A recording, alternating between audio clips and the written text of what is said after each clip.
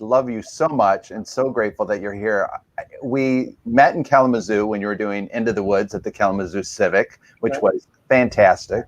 And then we both moved to New York around the same time and lived together for a period of time during that as well.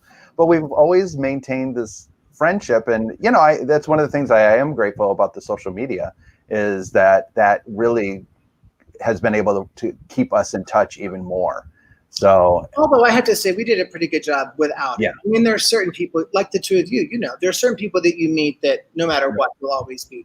But yes, social media has helped. Yeah. And you're a letter writer. I remember that. I used to be. Right. I know. They're doing it again. I love to print. I love to, you know, I love the act of writing. I still make lists by hand. And I have paper all over my house, like little things jotted. So I got an iPad several years ago, you know, with the pen, the iPad Pro, so that I could lose all that paper. Didn't take. I love the act of writing. I am so with you. I've got 3 notebooks right next to me right now. And I went to a therapist actually who talked, she would only ever take her notes with a pencil. Because I like that actually. There's something really, it's more you're grounded to the earth, you're grounded. So now I only ever write with pencil. Yeah. Also that sound, that pencil sound. I know. Ooh, I love that sound. That's scratchy. Yeah. And you've also generously opened your home to us, both of us, when we come to New York for meetings and stuff. And Teresa's show, I got to stay at your house. So otherwise, I don't get to see you. You're so busy. You don't sleep here. I don't get to say hello. So well, I'm grateful that you opened the door for me to sleep. So anytime. So one of the things that I want to jump forward about the writing because I'm just like, do you write pencil when you write music and everything? But hold that, because the question that we always ask is when, and do you remember when and how that you first got bitten by the entertainment bug? You know, I just always wanted to sing. I mean, I did my first solo, I think I was 5. I was 5 in church. I sang the second verse to Away in a Manger. The preacher, the pastor played the guitar and I sang the second verse. I just always sang. I grew up, as I said, in the South. I didn't know from Broadway. I didn't really see movies yet. I mean, I guess we watched TV, but I think I was just born singing. And it came from, I don't know, I never thought about it as being, oh, I want to do this. I always did it. So it seems natural. There was a time, I guess, when I had to determine that I wanted to make a living doing it or try to do that. But that was later. I decided before my parents decided I could. So there was a period where we weren't seeing eye to eye about school and stuff. But I always did it. In fact, when I was probably 10 and I played the piano and all I wanted for Christmas was a microphone. And my mom and dad were like, what does a kid need a microphone? That's all I wanted. And so I asked Santa for it. I asked everybody for a microphone. And so on Christmas, Santa brought me a microphone. It was it was plastic, but it was real. It was like what we would call like a boombox sort of thing. But was it Mr. Microphone? No, it was a real thing. It was like a transmitter, like a speaker with a strap and a microphone that you plugged into it, and it would. Oh, the sun came out, and you could it was a real microphone, but they didn't give me a mic stand, so I couldn't sit at the piano and play.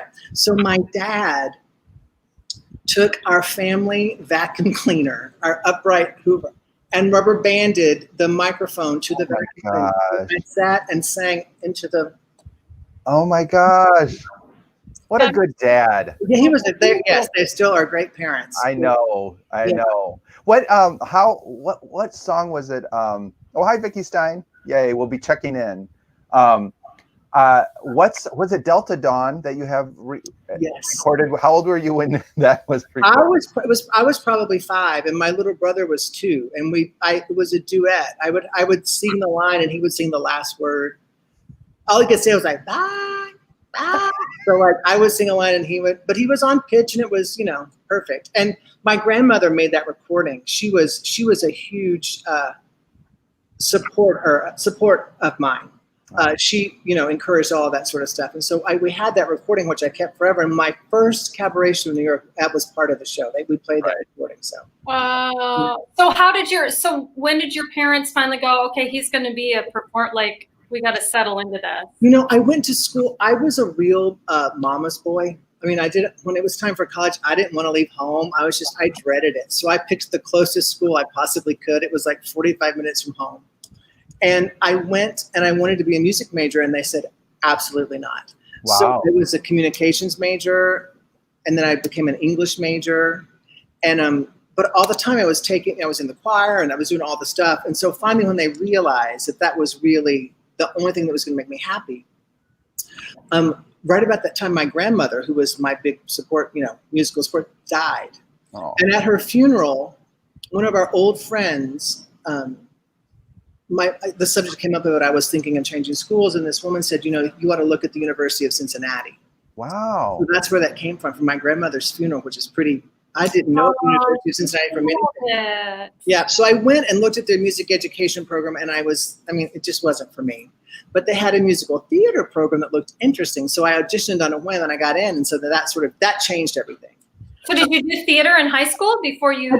I did theater in high school, and I did, community theater, school theater, all sorts of stuff. But, I lost my hair when I was, 16, it started going away. And by, 17 and a half, it was gone. Mm-hmm. So everybody's like, you should just, get a job and do theater here. And I was like, wow. So, yeah. So because of hair loss? Well, because of all sorts of things. Well, first of all, I look like I look like this. Patrick will tell you, except for this, since I was, 18, right? I used to wear fake hair for a long time. It's still downstairs in a box in my closet. But you should create a show around that. I know, right?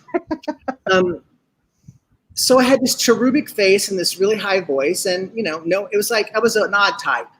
And in high school, they were like, nobody left my town and went on to find fame and fortune. Do you know what I'm saying? So it wasn't my appearance so much as just the reality of life. Mm-hmm. And, just you're great, do it as a hobby, sing in church, And I was like, what? So I once Cincinnati opened all the doors, they really changed things, because then there was sort of a path forward. And you did March of the Falsettos there, didn't you? We did In Trousers. In Trousers. The first part of that trilogy. Yeah. Okay. Which is a great show.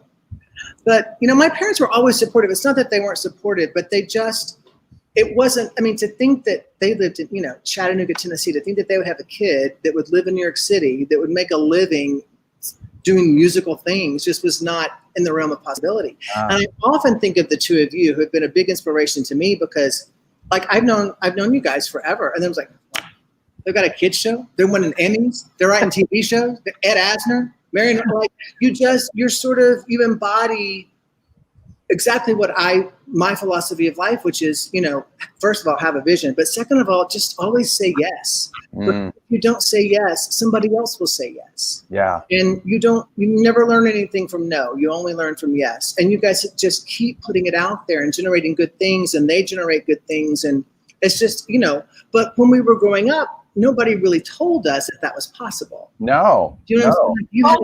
No, I didn't understand theater was an option in life. Yeah. I didn't know that was a thing you could do. Yeah. I saw people doing it. I was clearly not a bright kid. I just never made the connection that, people do that. Oh, I'm a people. But it felt so far away, though, right? So far away. Yeah. Tell the story about how you wanted to be on MASH real quick, Teresa, because it's one of my favorite stories. Oh my gosh. When I was little, I decided to write an episode of MASH that I could be on it, because that was the show I wanted to be on. So I was I was smart enough at 10 years old to figure out that I had to problem solve how a 10-year-old child could be in Korea. This scene. So I wrote that I was the general, because I wanted to be in a scene with BJ Honeycutt. So I wrote a scene with the general, that I was the general's daughter and got bombed, so I could have a wheelchair scene with BJ Honeycutt. That's fantastic. Which she got to tell him that at Asner's party, 85th birthday. Isn't that incredible? Think of what a moment, what a full circle moment, right? He looked like I was. He looked at me like I was absolutely insane, but He did not. He was kind. Look But at you know, what Ryan Murray's here, and he says, "Love that. Say yes." I know, and it's amazing how many no's you get when you say yes. Yeah. Oh, and look at Julie Nemitz is here. Life keeps happening every day. Say yes. Yay. So I want to, because we could talk forever, kind of jump forward a little bit, because you did go to New York, and I love your story of how you got into the cabaret world, especially around the audition that you had on Broadway. Can you tell that a little bit about how you nailed it and what life did for you? I feel like I've told this forever, so I apologize if anyone's heard it before. But so I moved to New York from Cincinnati. I graduated with an agent. We did our showcase in New York. I got an agent. I moved to New York with an agent. I was skinny. I had blonde hair. I was, looking good. And I booked my first audition. Very first audition was for a brand new musical called Floyd Collins. It was written by Adam. Oh, Gibbons. yeah. They did it at our theater in Grand Rapids. Actors Theater did it. I did the first production ever in Philadelphia. Came back from that and auditioned for Forever Plaid and Summer Stock, and got that, and came back and auditioned for the tour. Like the day I got back, I got the tour of Forever Plaid. And while I was at that audition, the casting director said, "Can you sing this music?" And she handed me the music from Grease, Sam Harris's version of Those Magic Changes.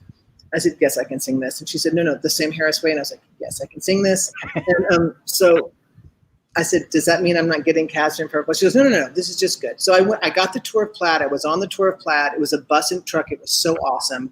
We did the show. We'd get on the bus at night. We'd sleep, go to the next town, do the show, get on the bus. It was awesome.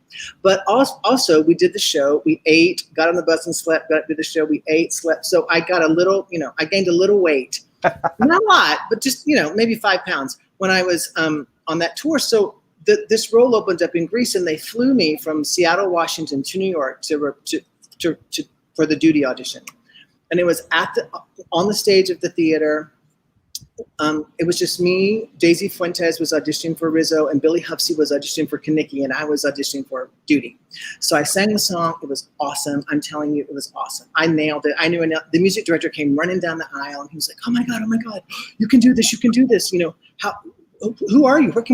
Do we know how to reach you? Because this wasn't through my agent. I got from an open call, the Forever Plaid. So do we know how to get you for the next 3 days, where you're going to be, all this sort of stuff. And I had it. I mean, when you book it, So, and as I was walking out, there was a cast member there, Paul Castry, who said, "Wow, that was amazing. Welcome to the show." And the stage door guy said, "It's nice to have you part of the family." I mean, it was just like, I got it.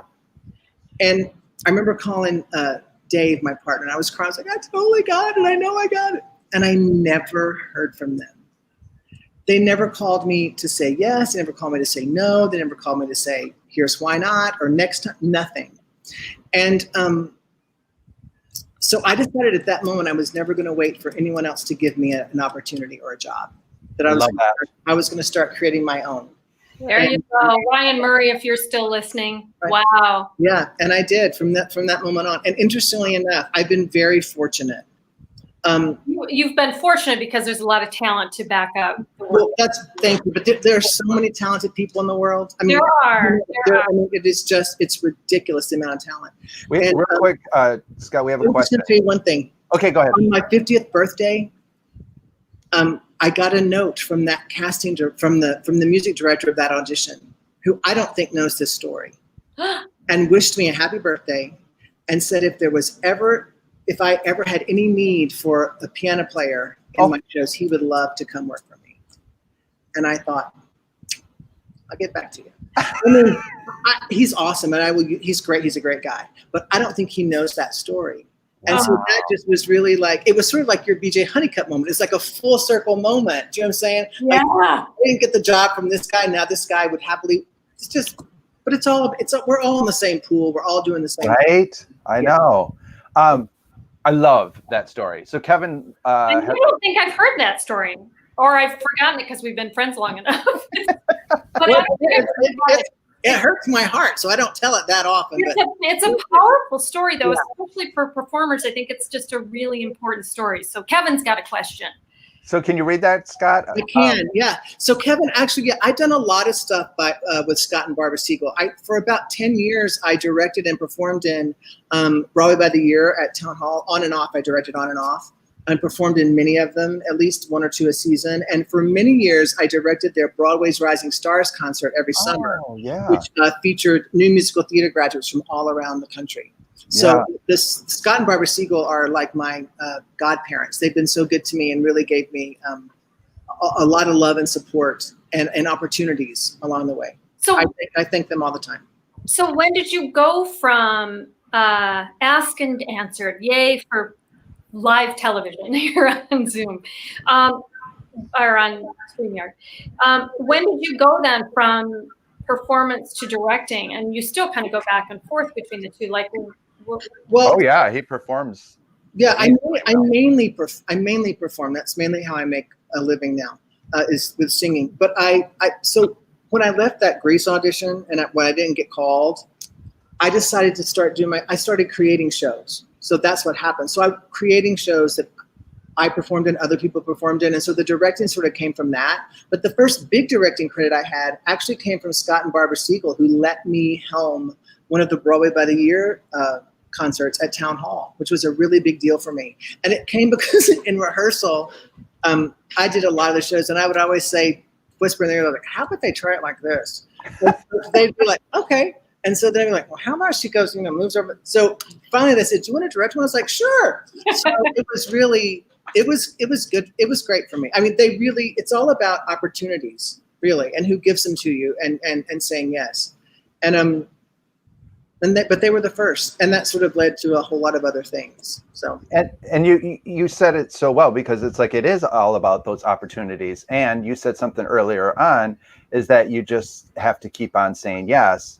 And as we say, Teresa really says this, is the world is run by people that show up, and you just have to keep showing up, because you never know where the opportunity is going to happen, right?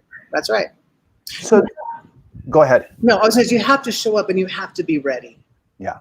I mean, that's the other thing, because you always want to say yes if there's any way, but if you have to, sometimes you have to say no. Like I always said, if someone cast me to sing Old Man River, I'd be like, no. Like, that is a no.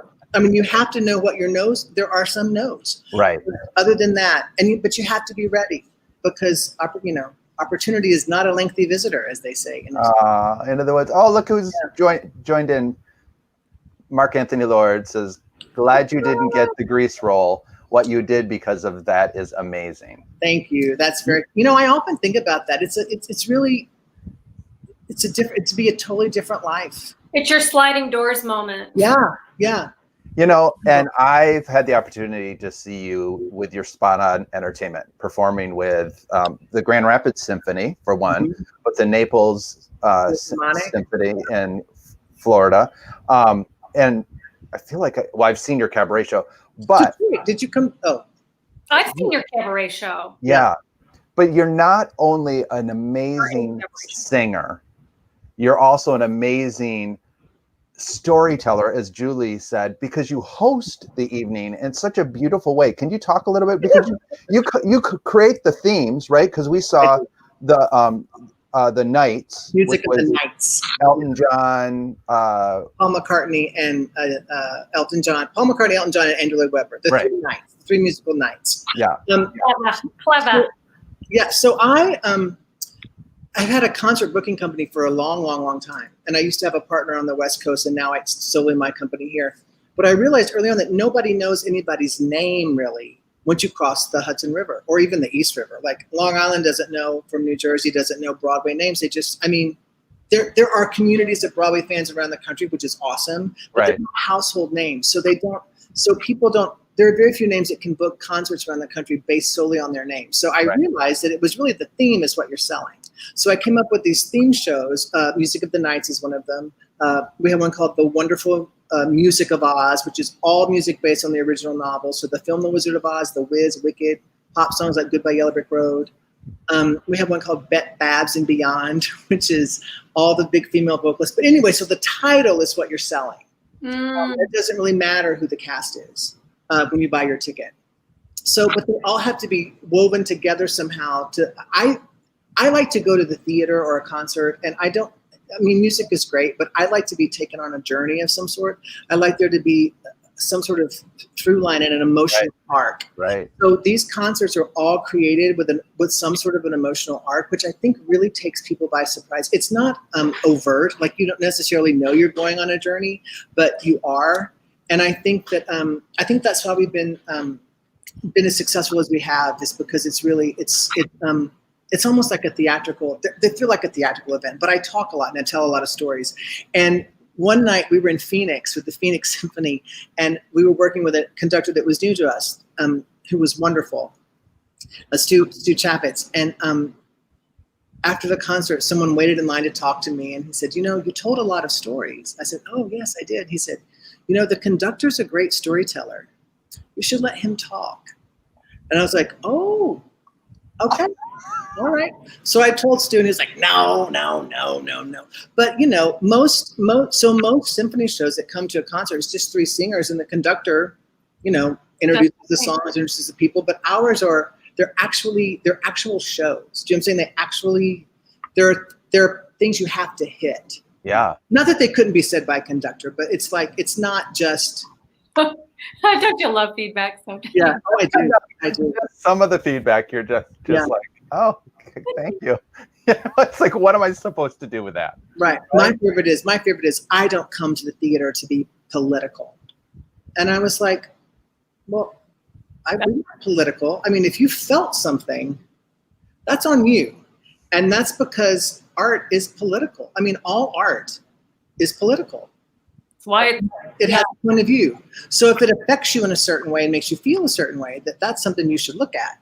But it's just the craziest things people say. But you said something so funny in Naples, and I can't remember right now, but it was like to the effect of they have so much money. I know. Well, we talk about how these 3 musical nights that are so generous of spirit, and they fund great things around the world. But it's nice because they're among the wealthiest people ever.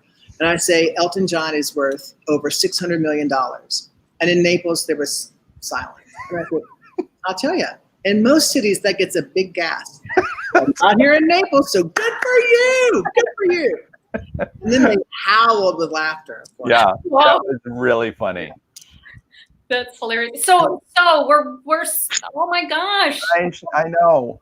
It's just sailing. This is ridiculous. There's more questions I want to ask, but we do want to talk to you about your academy. Oh yeah, we started most of our Spot On Entertainment concerts have a masterclass component. So we work with high school or college kids in the town, and quite often we'll put them in the show if we can. And so we started an online academy just before we all went into lockdown and everybody started online. Your timing was pretty amazing. It was amazing, but awful, because now everybody's doing it. But ours is forever and not just for this period of time. And to sort of kick it off, we started a nationwide talent search. And we had people enter from 46 states, 7 different countries. I watched over 50 hours of videos. I watched every video. I was crying. People were awesome. They're so talented. Wow. And so then the judges narrowed it down to a top 20, the top 20 are now working with mentors from the academy. And those 20 videos will be posted online, and the public can vote. And then it gets down to a top 10, which is judged by a celebrity panel of judges, which includes Kate Flannery from The Office, and Broadway composer Joe Iconis, and Anthony Rapp from Rent, and Pittsburgh Pirates pitcher Stephen Brault. And from the top 10, it's going to be whittled down to 6 who will appear in concert in New York City. And one of those 6 will win an appearance next June with the Pacific Symphony in Orange County, California, with Spot On. So isn't that cool? Yeah. It's amazing. Yeah. So I'm really excited about it. And the talent, the people that entered were unbelievable. So how did you get the word out? Like, that's an amazing response. It was an amazing response. And do you have a mailing list the size of Texas? We do. And I hired a press person to help us, press rep. We actually ran up against the Black Lives Matter movement. This happened like 2 days after George Floyd was horribly murdered. And so it was hard in the beginning to get traction. We didn't want to push it, and we didn't want to. Yeah. But by the end date of the cutoff, word just started spreading, and they just started flying in at the end. So we always had faith that we would reach people if we just put it out there. Yeah. And I was thinking, we just need 20. Listen, I just need 20 people that can sing. But it was like amazing. And I stayed up till 3 o'clock in the morning watching these videos. And seriously, I was so moved. They're amazing. Well, 50 hours. I mean, that's and is there? So, what is the age of the? It's from 5 years old to 65 years old. There was no cutoff. Anybody could enter. We had comedians. I loved that about it. Yeah, we had dancers. We had. Because it's not only music, right? It's any arts, and depending on what we got, we would have adapted the contest. It ended up being 20 singers or 20, performers, let's say, spoken word or singing performers. But it wasn't necessarily going to be that way. But one guy, I have to tell you, he did a video. He's with his family, and the wife's like, "Come on, honey, let's get in the car." He's like, "What? I'm not driving. Look at this parking space." And he sings, "I'm not giving away my spot." He wrote a whole, it's unbelievable. His name's Josh Hyman. When they're online, you have to go check it out. It's brilliant. I mean, so he wrote online. Huh? Oh, go ahead, Teresa. I was going to say he wrote a parody. He did. He wrote a parody of My Shot, and it's brilliant. I mean, it's amazing. The whole thing was really, and it was to be a gift to the performing community, so they would have something to look forward to or something to work on. But it really was a huge gift for me because I got so much out of it, which is the main thing about saying yes and sort of. It always seems that way when we're doing things as well. We get so fed in such amazing ways. And when will those be online? Do you know? Well, right now the top 20 are working with mentors from the academy to sort of fine tune things or sort of make some adjustments so that they get a chance to work with the teachers. Okay. And then they're going to film them again, and those 20 will be up hopefully the first week of September, which is soon. And then will you do it again? Will you have another? Well, it was. How does it work? Well, so it was going to be a one and done. Oh, really? But the response was so great that we're going to do it every year. Oh, nice. That's great. Yeah. And before we let you go, because I do want to know this, and Patrick's got the web link up there. What are you doing? Anything singing wise? Are you performing? We actually, I have a lot of our gigs. We were booked every week from the middle of March through the end of June, and so everything got shifted to this season. And a lot of stuff got put in fall for available dates, but a lot of that's been canceled. But in October, we have 3 out-of-town dates that are still on the books. So I'm like, I want to sing, but I'm a little nervous. So we'll see. 2 of them are outdoors. 1 of them is inside. Wow. But it's a different world. But I actually got 2 different concerts came in, additional concerts for November came in today. 2 other outdoor things. So people are changing the way they're doing things, and I was going to say you probably could do some outdoor Florida stuff. Yeah. As well. Yeah. Florida doesn't have a lot of outdoor theaters though. It's so bizarre. I know. But they could just do it in the parking lot. Yeah. It gets so humid there. Yeah. And I'm working on a project with Stephen Schwartz. He gave me permission to do a really cool thing with his music. So that's kept me busy, and that's pretty exciting. So. You had told me that, so I'm so glad that you just mentioned it because I thought it was kind of hush hush. Well, it is hush hush, but I got the permission I needed, so. That's great. So this has been wonderful, Scott. I know. Can we keep talking? I know. It just feels like this. Come on over. So what do you see? We always like to try to also say what, you've accomplished so much. What do you like to either give back, or what yet do you say, I want to tap into this. I do want to still try to hit this certain thing. Do you have that at all? I do.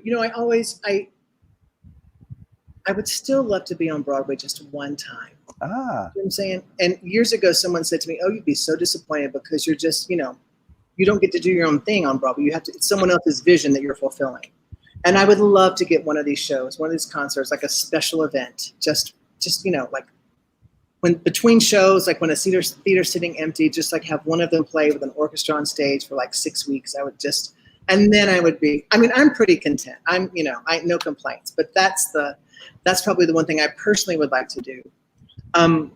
But I would like to leave something lasting. I would like for this academy to sort of take off, or something that exists after I'm gone that helps people sort of tap into what makes them special. Because this particular arts academy is singing, dancing, acting, business. It teaches the business side of show business, which nobody teaches. And also visual and recording arts, because everything's shifting. So it's sort of like a one-stop shopping. And if this can sort of be like an I was there moment, like, I built this. That would be sort of cool to have something that lasts. And if not, I'm good. But, well, yeah. I love it. And Julie says, love you all. So, love you, Julie. I missed you. And Julie's been helping us a lot with, I know she's helped you a little bit, but she's been helping us a lot with our social media and our marketing and everything. So yeah, I need Julie to help me ramp things up. So thank you. Like I said, and for people, if you haven't checked it out, check out his mix of the Stephen Schwartz Corner of the Sky and Just Around the River Bend. Just Around the River Bend. It's one of my favorite things that's on my faves playlist that I hear almost all the time. On my playlist too. Oh, you're very kind. I'm gonna put it on my I'll put it on my playlist. There you go. You should. Yeah. And you can also just YouTube Scott Coulter. I did that the other day and just. Except I don't know where they get that stuff. None of them are from me. No, I know. It's like, Scott Coulter performing at 54 Below. Scott Coulter Don't judge. Random things. Oh, stop. And one last thing from Ryan, which is so nice. Love that, Scott. I went to Tisch. And your program sounds even more well-rounded in terms of today's performer and industry. Thanks for all you do. Wonderful. Thank you. And Barbara Scythe? Yay, Barbara! So fun. Fun to see the people popping in at the end. All right, my friend. Thank you guys for having me. It's great to see you. Come visit. Yeah, well, we will eventually. Yeah. I'm game. It was so much fun performing in New York. Yeah, it's more fun to just come hang out and don't perform. Just come on, put your mask on, get in the car, and drive on over. Yeah, I know. Then you have to stop at a gas station. You know what? It's not that bad. We did it. If you just. I agree. We did that with coming up here from Florida as well. Yeah. It was not that bad. Awesome. Okay. Thanks, Scott. Thank you. Thank fun. You. Bye. Bye. Oh, love that. What was that little? He's one of my favorite people. He just really is. We could have gone on about all of our fun times that we watched the Macy's Day Parade right in Times Square from the roof of the Roundabout Theater, and the balloons were like right here in our faces. I remember just in November when you got back from sea, you were like, "Oh my gosh!" And you didn't even hardly spend any time with them. You guys had your ships passing in the night, if I remember correctly. I know, but oh gosh, we should have talked about this. He brought me to one of my best theatrical experiences of my life, which was Marilyn May, and she was 91 years old. Did a one cabaret. Oh my gosh, incredible. And met some wonderful, nice friends of his too. Keep your eyeballs peeled for Scott Coulter coming to a symphony near you.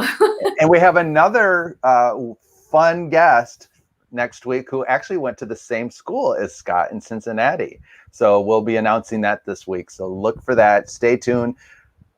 Like our page, and also like our YouTube and subscribe, because then you get a reminder when we are going live, right? That's right. So with that, we just want to say we got to get out of here. Gotta go.